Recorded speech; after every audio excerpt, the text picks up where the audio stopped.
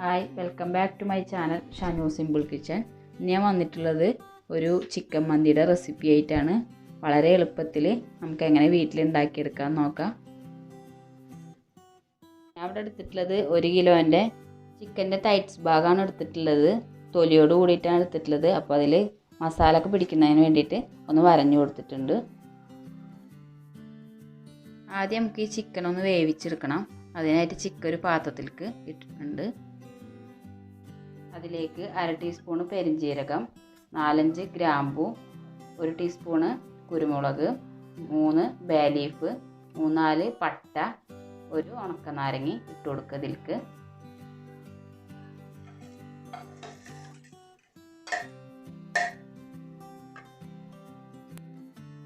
ഇനി 1 ടീസ്പൂൺ കുരുമുളക് പൊടിയും അതുപോലെ തന്നെ 1/2 ടീസ്പൂൺ ഗരം മസാലപ്പൊടിയും ആവശ്യത്തിന് ഉപ്പും കൂടി ചേർത്ത് കൊടുക്കുക.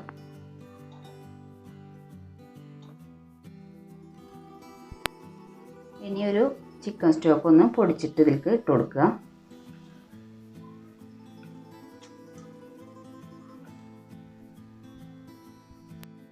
ഇതിലേക്ക് ഒരു 2.5 ഗ്ലാസ് വെള്ളപ്പൊടിയും ചേർത്ത് കൊടുക്കണം.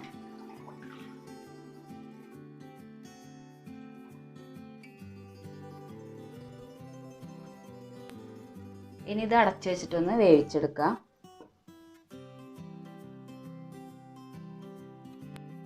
ചിക്കൻ ഒരു 3/4 ഭാഗം വെന്തിട്ടുണ്ട്. ഇനി നമുക്കിതൊരു വേറെ പ്ലേറ്റിലേക്ക് മാറ്റാം.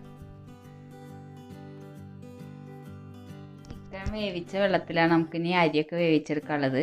അപ്പോൾ ഈ വെള്ളം നമുക്ക് മാറ്റി വെക്കാം. ഇനി നമ്മൾ പകുതി വേവിച്ചിട്ടുള്ള ചിക്കൻ ഒന്ന് ഫ്രൈ ചെയ്യാനായിട്ടുള്ള മസാല തയ്യാറാക്കിയെടുക്കുക. അതിനായിട്ട് 2 table spoon Kashmiri chilli powder ഇട്ട് കൊടുക്കുക.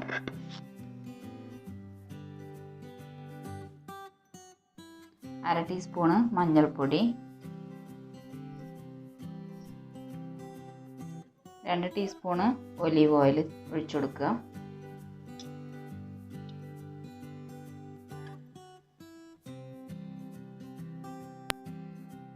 ഒരു 2-3 ടീസ്പൂണ് വെള്ളപ്പൊടി ആഡ് ചെയ്ത് കൊടുക്കുക.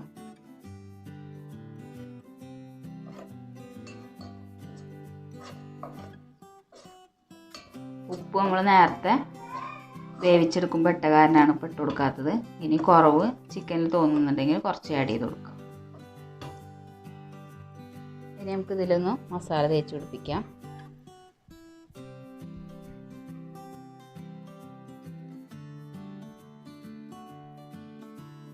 ഈ ചിക്കനിൽ തേച്ച് പിടിപ്പിച്ചിട്ടുണ്ട്.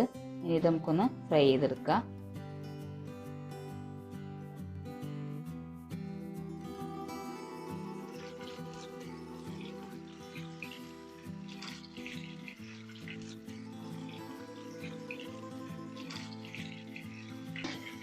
ഫ്രൈ ആയിട്ടുണ്ട്.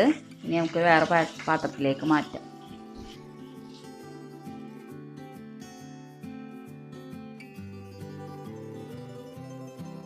അപ്പോൾ മന്തിയിലേക്ക് ആവശ്യമായിട്ടുള്ള റൈസ് വേവിക്കാനായിട്ട് ഒരു പാത്രം വെച്ച് അതിൽ 3 ടേബിൾ സ്പൂൺ ഓയിൽ ഒഴിച്ചിട്ടുണ്ട്. എണ്ണ ചൂടായതിനു ശേഷം അതിലേക്ക് ഒരു സവോള അരിഞ്ഞതിട്ട് കൊടുക്കുക. ആവശ്യത്തിന് ഉപ്പും ചേർത്ത് കൊടുക്കുക.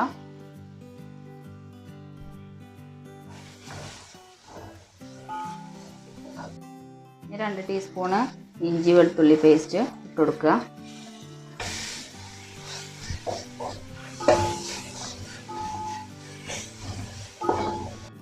അപ്പോൾ ഇഞ്ചി വെളുത്തുള്ളി പേസ്റ്റിൻ്റെ ഒക്കെ ഒരു പച്ചമണം മാറിയിട്ടുണ്ട്. ഇതിലേക്കൊരു 1/4 ടീസ്പൂണ് മഞ്ഞൾപ്പൊടി ഇട്ട് കൊടുക്കുക. 1 ടീസ്പൂണ് ഗരം മസാലപ്പൊടി ഇട്ട് കൊടുക്കുക. 1 ടീസ്പൂൺ കുരുമുളക് പൊടി ഇട്ട് കൊടുക്കുക. നന്നായിട്ട് വഴറ്റി കൊടുക്കുക. 3 തക്കാളിയും അതുപോലെ 2 പച്ചമുളകും ഇട്ട് ഒട്ടും വെള്ളമില്ലാതെ അരച്ചെടുത്താണ് അത് ഇതിലേക്ക് ഒഴിച്ചു കൊടുക്കുക. ഇത് നന്നായിട്ട് വഴറ്റി കൊടുക്കുക. അപ്പോൾ ആ നേരത്തെ ഒഴിച്ചിട്ടുള്ള തക്കാളിയുടെ ഒക്കെ പച്ചമണം മാറിയിട്ടുണ്ട്. ഇനി നമുക്കിത് അരി വേവിച്ചെടുക്കണം. അതിനായിട്ട് നേരത്തെ ചിക്കൻ വേവിച്ച വെള്ളം ഇതിൽ മിക്സ് ആക്കുന്നുണ്ട്. അവിടെ 4 ഗ്ലാസ് അരിയാണ് എടുത്തിട്ടുള്ളത്. അപ്പോൾ അതിലേക്ക് 6 ഗ്ലാസ് വെള്ളമാണ് വേണ്ടത്. അപ്പോൾ നേരത്തെ ചിക്കൻ വേവിച്ച വെള്ളത്തിൽ കൂടെ കുറച്ചുകൂടി ആഡ് ചെയ്തിട്ട് 6 ഗ്ലാസ് ആക്കിയിട്ട് ഒഴിച്ചിട്ടുണ്ട്. വെള്ളം നന്നായി തിളച്ച് വന്നിട്ടുണ്ട്. നമുക്ക് അരി ഇട്ട് കൊടുക്കാം.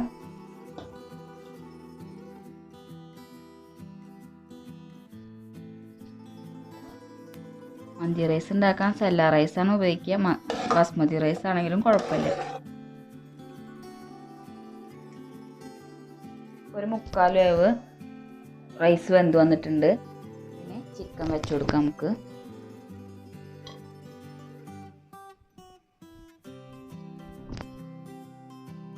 ഈ ചോറിനൊരു സ്മോക്കി ഫ്ലേവർ വരാൻ വേണ്ടിയിട്ട് അതിലൊരു ചെറിയ പാത്രം അതിൻ്റെ നടുവിൽ വെച്ചിട്ട് അതിൽ ചാർക്കോൾ കത്തിച്ചിട്ട് അതിലേക്ക് ഇട്ട് കൊടുക്കുക.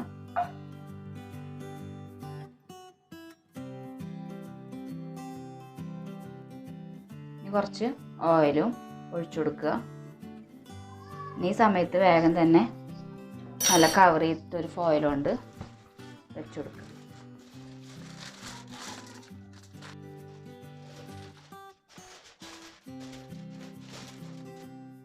ഈ ഫോയിലിൻ്റെ മുകളിലൊരു മൂടി വെച്ചതിന് ശേഷം ഒരു 5 മിനിറ്റ് ഒന്ന് വേവിച്ചെടുക്കണം.